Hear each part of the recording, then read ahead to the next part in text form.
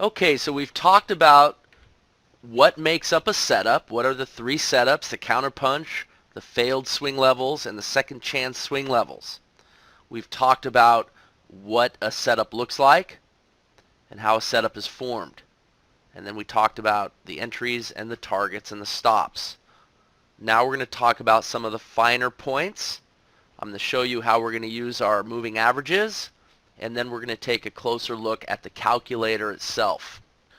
All right, before we look at some examples and start talking about some of the finer points of the strategy, let's talk about what actually cancels a trade setup. And there's a good example.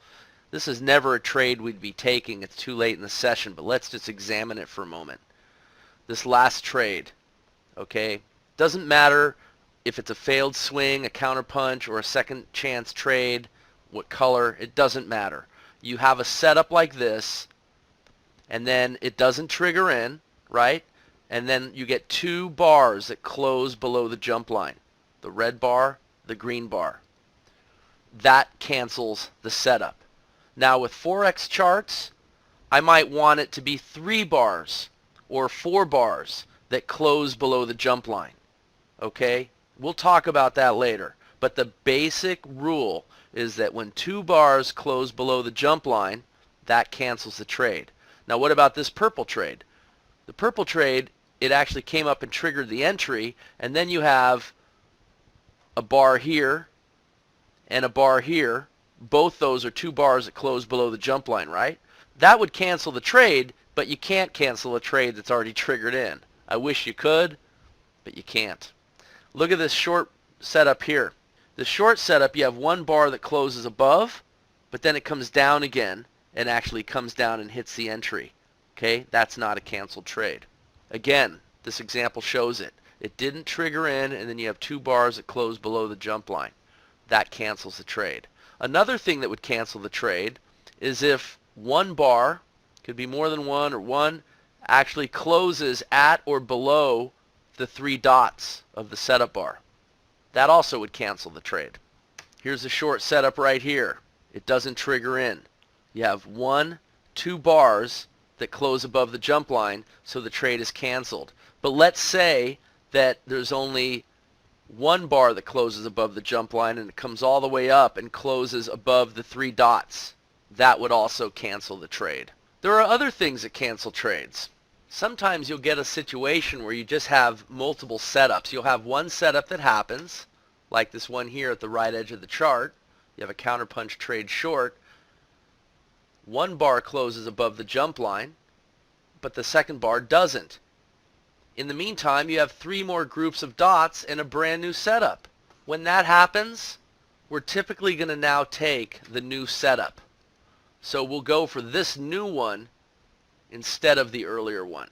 So the new one cancels the earlier one. Now there may be situations where you won't want to do that. When we go through our walkthroughs and look at a bunch of different examples, we'll discuss some of those situations. But the general rule is you take the newest setup. And of course, if the trade is good, the trade is good. All right, we're going to look at this example. This is the Dow E-mini. We'll look at the session that just occurred a few days ago on February 17th. This trade plan starts at 8:30, okay? I wanted to show you this little group here because this is really interesting. You've got a counterpunch setup here, right? This group of dots is higher than the 2 to the left. Now you don't have to always be looking and knowing that because the calculator knows it. Notice that 1, 2, 3 bars over is where you finally get the red bar that closes below the jump line. Okay? That's where you get the setup. However, we have no confirmation from the chop indicator. And so you can't take that short trade. Remember, this setup bar is coming from this group of dots here, right? Because there's only 2 dots forming. The 3 dots on this next group hasn't formed yet. When this bar closes, now we have our 3 bars that are lower, 3 bars closing lower, right, from this green bar. Then we get this new group of dots. And this group of dots is actually higher than the one before it and the one before that. So it's another counterpunch trade. Only this time we have confirmation from the histogram, and that's the valid setup. The only thing is it's before our start time. So our start time would be at 8:30. And notice that we're at 8:18, 8:27, and we have another group of dots. And now 8:29. Can you get in sync with this setup and take it when it comes down and hits the entry? Or do you wait for the new setup here? Okay, that's going to be right at 8:30. And this is just a matter of style. I think that either way is a good way, but you have to be consistent. The way I use counterpunch is that I'm not going to get in sync if I have a brand new setup. I'm just going to go with the brand new setup. Now, it's possible that we have a brand new setup and no setup bar. I'll end up with no trade, you see. Now, if there wasn't a setup, then at 8:30, I could get in sync with this entry here. The only time I would not be able to is if the price had already come up and hit the stop, or if the price had gone down either to the first target or on bigger trades most of the way to the first target. Okay, this is not what I would consider a bigger trade. It's a regular sized trade. When I say almost all the way down, I'm typically referring to about 90%. So you could quickly see from the entry to target 1 is 21 points, and the entry is at 65. So 90%, that means 10% is going to be the remainder, right? So if you get within 2 ticks of that first target, maybe it's gone too far and you should just go for the next setup. This one didn't go that far. This one went all the way down to 50. Remember, the first target is at 44. So when it comes up again, if it's at our start time, you can get in sync. But because I've got a brand new setup, I'm interested in the brand new setup. That's the trade right there. And notice that it takes a few bars before it triggers in. 1, 2, 3, and it triggers in right here. And then it comes up. Look at where the stop is, right there. And then it goes down. Hits the first target, comes down, and ultimately hits the second target. Notice that it's hitting all the targets on the white trade also. So it's not a bad thing if you got in sync with the white trade. It's just that there are different ways to use this strategy. And the important thing is that you just pick away and stay with it and be consistent. For me, I like to go with the brand new setup. The only time I might not go for the brand new setup is if it happens just 1 bar later. And I'll show you some examples of that as we get deeper into the training. All right, let's backtrack. So we decided we're going to take this trade. We get into the trade. How do we manage the trade once we get in it? The typical approach is that when we get to the first target, which was here, you're going to move your stop from here all the way down and lock in 1 tick. You're also going to begin to trail the jump line, just like trend jumper. That's our typical way of doing things. We're going to want this target to be at least 10 ticks. On the bigger trades, if it gets 90% of the way, we can move our stop and work around the jump line and cut risk on the trade. This trade is a pretty big trade, right? It's much bigger. You're going for 34 points. That's a pretty big trade. So when it gets up to this level and almost misses by a few ticks, I'm going to move my stop from here and work around the jump line and lock in some profit because that trade has gone pretty far. So you have to be smart when you're managing these trades. Some of the trades are bigger setups, but that's good when you're hitting targets and if you manage your risk appropriately. You don't have to keep the full risk on the trade all the way up to that 34-point target, but you want to go most of the way, and then you could start cutting risk. The counterpunch is very versatile. You could do so much with it. The more you learn it, the better you're going to be able to develop your own trading style with it. And this is a subject that's going to come up over and over again with the training and in the trade room and as you continue to progress with the counterpunch trader.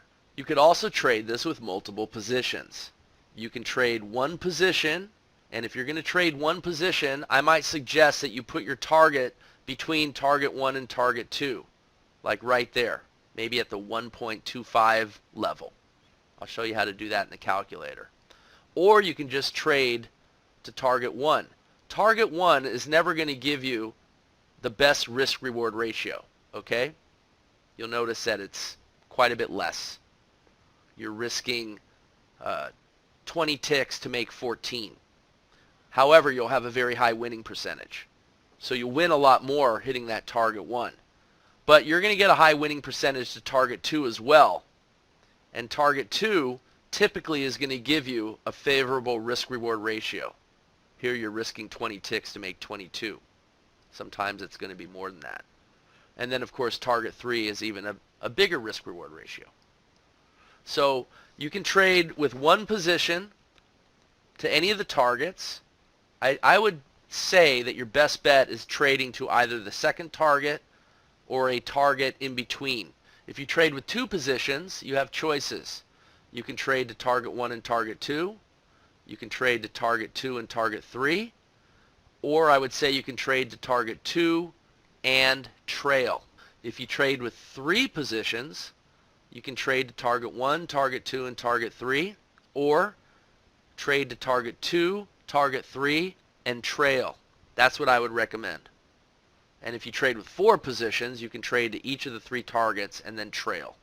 When you do your own back testing and you learn how to build your own trade plan based on the guidelines you're going to learn inside of this Owners Club, you'll have the stats and the details to decide what the best target to go for is, what the best positions to trade are, etc. You'll be able to make those decisions not based on an educated guess, but actually based on factual data. And that is what professional traders base their decisions on. Alright, I went ahead and put on our 2 EMAs. These are optional, but I definitely like to use them when I'm trading. I make them a darker color because I don't want them to be too influential. I don't want them to talk me out of taking trades. I found that when they're brighter, for whatever reason, you seem to put more importance on them. Alright? I'm using them for very specific reasons. First and foremost, if you look at charts, we learned this with Trend Jumper, you learn how the 50 and the price action always cycles around the 200. It goes up, it goes down, and there's a definite thing that happens when it starts to turn and turn up. I usually call that the elbow, and when it starts approaching the 200, like in this case here, you see how it's moving up and up and up, getting to that apex. And that apex is often a testing zone, okay? Because will it continue higher? Will it fail and head lower? Will it just stall out and go sideways? So we have to kind of pay attention. The space leading up to the apex, when you can clearly see the 50 moving up towards the 200, you might even see the 200 beginning to turn and start to move up a little. This space in here, I call that the squeeze zone. Not the same thing as the Bollinger Band squeeze inside the Keltner channel. It's different. This is when the price is getting pinched between the 2 EMAs.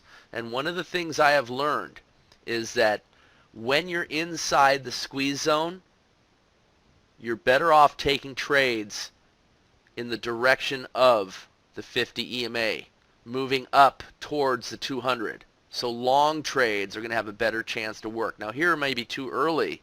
You're not going to really see that. And in fact, you would probably be in the counterpunch trade right there anyway if you were still trading at this point. Do I care that I'm trading against the 50 EMA right here? No, I really don't, because the actual definition of a counterpunch trade is to reverse and go the other direction. I will tell you that if a market is in a strong trend, you have to be careful about taking trades that are at or near the EMA, and I'll show you what that'll look like. The other thing is that if the EMA is fairly close to that first target and the price comes up and hits it, I will use that as my money management level, unless it's just too close, okay? And in this case, it would have hurt me because it came up, it just missed it, right? It got as high as 105. The EMA is, 105.8. And so, in essence touching it. And so I would move my stop. This is the way I like to do it. Doesn't mean you have to do it this way, but I would move my stop and protect my position just in case this is a market that's going to turn and head lower, as it appears it's going to do here, right?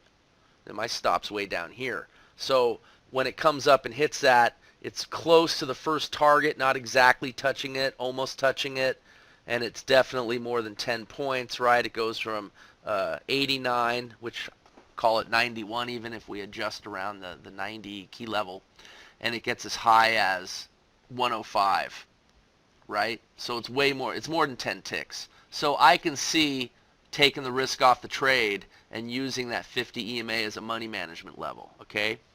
So that's one way I would use the EMA. And it hurts me on this trade if I'm in this trade, because look what happens. The stop is down here, the original stop, and it holds, and then it comes up, and it would have hit the targets. So you have to be very careful. Look how perfectly it hit it too. Like it hit it like absolutely perfectly. You have to be careful. So it's always a judgment call. Of course, you could always get another long trade, or you could always get back on board the trade. When it goes down and comes up again, it hasn't hit money management. It hasn't hit the stop. If it comes back up, can you take it again? Again, this is a style issue. This is what you're going to learn as you trade more. I'm just showing you ways that I like to use the EMAs. Remember, the EMAs are optional. Okay? That's one way. But the most important is when you start seeing it move up and you get into the squeeze zone. So right here you have a long trade. I don't have any short trades. There's this short trade. See this short trade?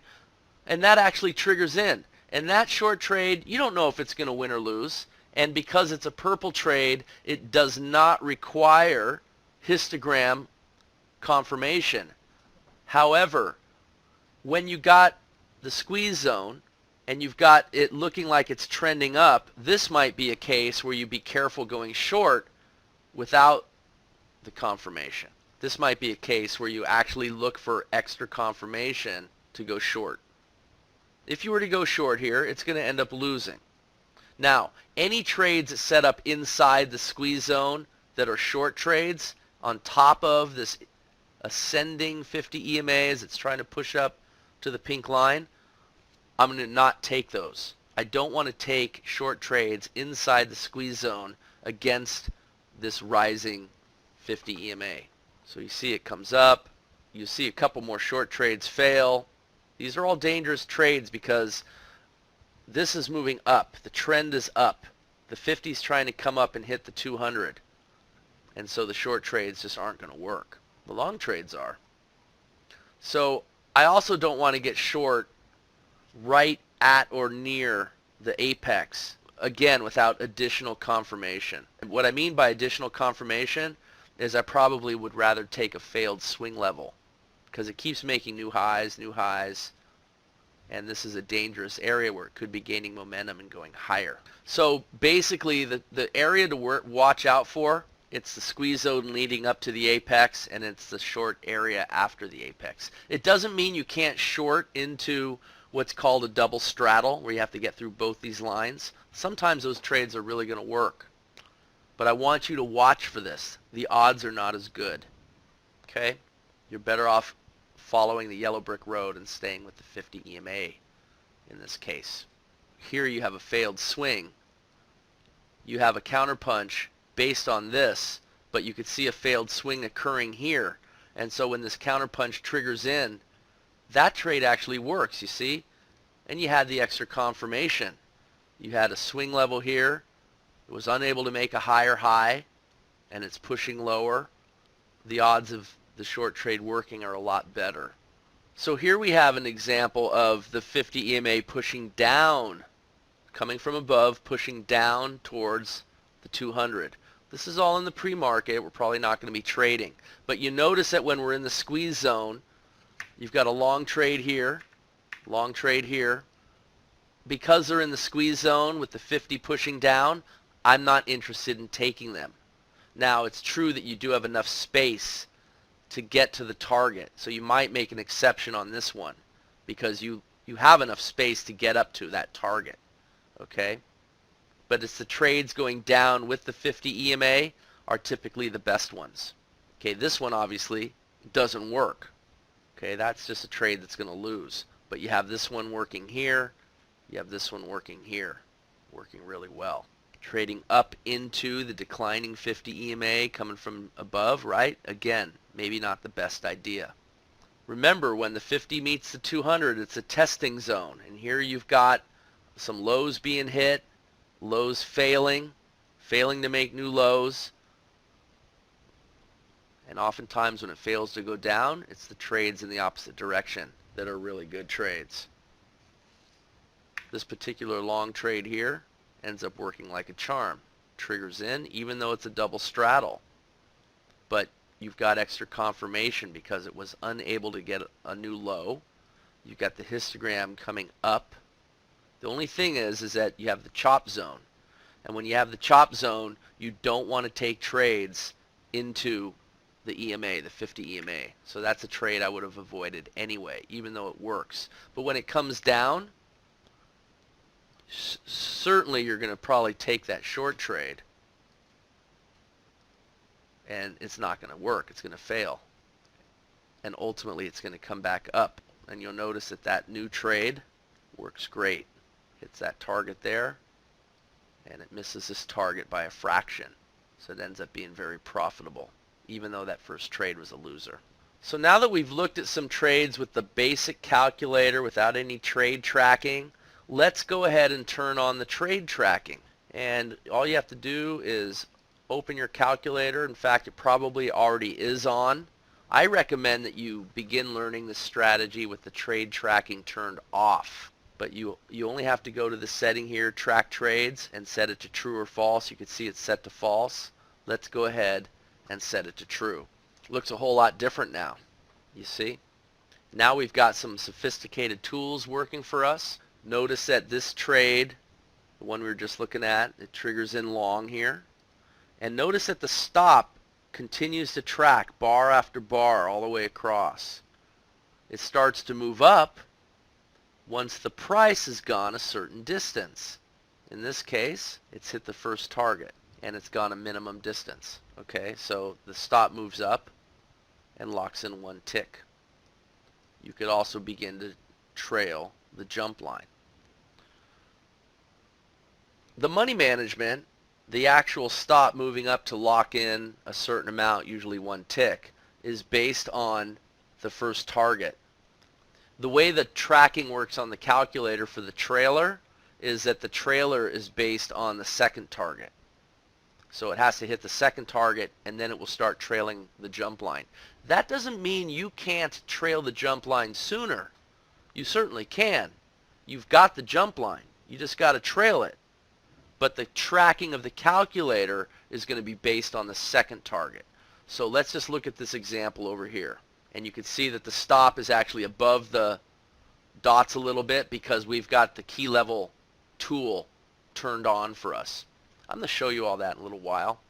But the trade triggers in and it goes down, and you'll notice that it hasn't quite hit the full target yet, and the stop's still up here. Goes down a little further, and then it finally hits that first target. Now notice the stop moved from down here to here, and it actually locked in a tick. Now you might say, gee, that's a pretty big trade. I think I want to lock in more than one tick. You can easily start trailing the jump line. One thing you can do is use a horizontal line and just mark it. As the stop moves lower, you move lower. And for every bar that closes below the jump line, put your stop 2 ticks above it. That's how I like to do it. Okay? But let's just say we're not doing that. We're just going to go with the tracking of the calculator itself. Watch what happens. If we would have moved our stop down and worked around the jump line, the price would have come up right here and stopped us out. So we would have hit first target, and then we would have stopped out a couple ticks above the jump line. By waiting for the second target, notice that when the price comes down and actually hits the second target right there, look at how the stop moved from here down to here. Now the stop is going to actually trail the jump line. And it trails it down, and it's following it by 2 ticks plus or minus key level adjustments. and it ultimately is going to stop out. Notice that the stop moves all the way down to here, but this bar actually closes above the jump line. I never pay attention to those. I always want to base my trailing stop on the last bar to close below the jump line, and then don't move it until the next bar closes below the jump line. And like this, you can catch some bigger moves. Okay, so this is the last bar to close below the jump line. The stop moves down to here, and that's where the trade ends. So a slightly better result because you're able to hit target 1, of course. You would have stopped out before hitting target 2 if you were trailing the jump line. By waiting, you hit target 2, you hit target 3, and then an additional position maybe you trail. So many ways to trade this strategy, okay? But I just want you to see how the trade tracking works and how the trailer works. It's based on the second target. The calculator is not going to track the additional setup. The additional setups, this one, this one, this one. Those we have to be able to trade manually, just based on everything I've taught you. You just have to trade the rules. Okay, you got target 1, target 2, target 3, you got your jump line, you got your setups. You just trade it the way you know how to trade it. So if this was the first trade of the day, this trade happened earlier before your start time, the market was already down and this is your first trade, the calculator is going to be tracking this. You've got to know how to trade this setup, okay? That's just how it works. Now here's another case where it triggers in, hits the first target. Notice that when it hits the second target is when it starts to trail the jump line. All right, in the next video segment, we're going to actually look at the calculator.